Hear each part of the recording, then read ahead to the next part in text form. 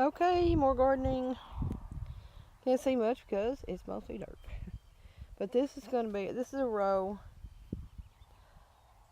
and then there's part of a row of, these are just going to be spring onions when they come up. And we've got, we put 3 across, and then all the way down through there. Okay, we're going to plant in this pot some bunching onions. That way you can keep them all year long, and they'll keep coming back. Okay, these are the seeds that we're going to be using and these are the evergreen bunching onions, so we should have practically a lifetime supply of onions from these. And then we're going to plant these seeds out in the garden and plant them pretty far apart, 3 inches or so that we can have big ones for next year, for this fall. Okay, these onions just get planted in little cavities in the soil.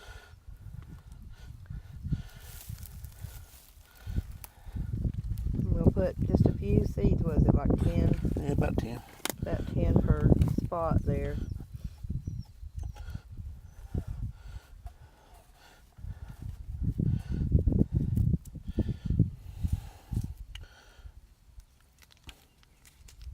And this is part of our permaculture because these onions should come back every year. In fact, they should keep growing all winter long.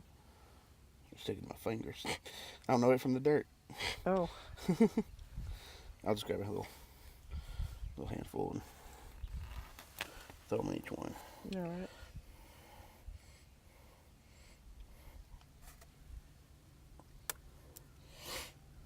You can't see them in that dirt. It's so dark. Yep. It's either black. Yeah.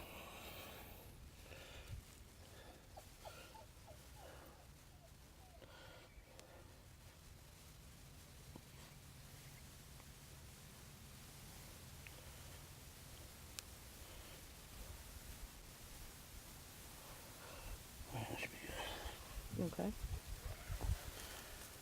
And then it's just a matter of covering up each one of those little holes.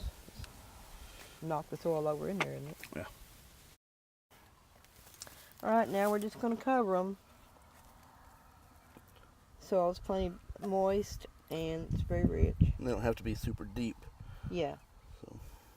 And the soil doesn't even have to be super rich because Yeah. these onions will grow just about anywhere. We just have some rich soil. Alright. They're in, and we'll update it later when we start seeing them breaking through. Alright. I think we finally got everything in that we can get in this time of year. All the potatoes, which I mentioned before.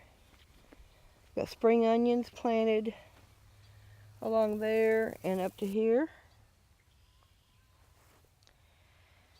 And then over here, sweet Spanish yellow Utah jumbo. Each one of those little divots has 1 seed in it, and they're about 3 inches apart, so we'll see if they'll make it. A little bit of them right there. I didn't even use up all the seeds, but if these make it, we'll get a lot of onions out of it. Okay, that's all the gardening update for today, and it'll probably be all for over a week because I'm going out of town to stay with my mother for a while, and it'll be Easter. Just wanted to give you guys a little reminder, and probably most of you that watch YouTube videos like this don't need to be reminded, but maybe somebody who pops in might. Gardening is hard work. In case you never tried it. More out. And when you go to your local farmer's market and they're selling produce that they've grown themselves with their own hands, keep in mind that they've done all the back-breaking work for you. And whatever they charge is not really going to be enough to recoup probably the time they've actually got in it. Because if they charge for their time, you'd never be able to afford it. So, don't complain too much to them. appreciate their hard work. The fact that they're growing food normally in the most delicious and pesticide-free way possible. They're eating what they grow.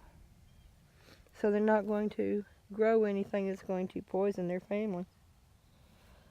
So remember that. When you're at the farmer's market and they want more per pound than what you can get at the grocery store, keep in mind the grocery store stuff was factory farmed, big corporate farms, lots of big tractors. Nobody really doing the picking by hand that much. And even if they are, it's people that your local craftsmen would not be able to afford to pay. So just bear that in mind. These folks are just like you. They're just trying to raise their kids, keep a roof over their head, and sell a little produce alongside. Produce that's really, really good.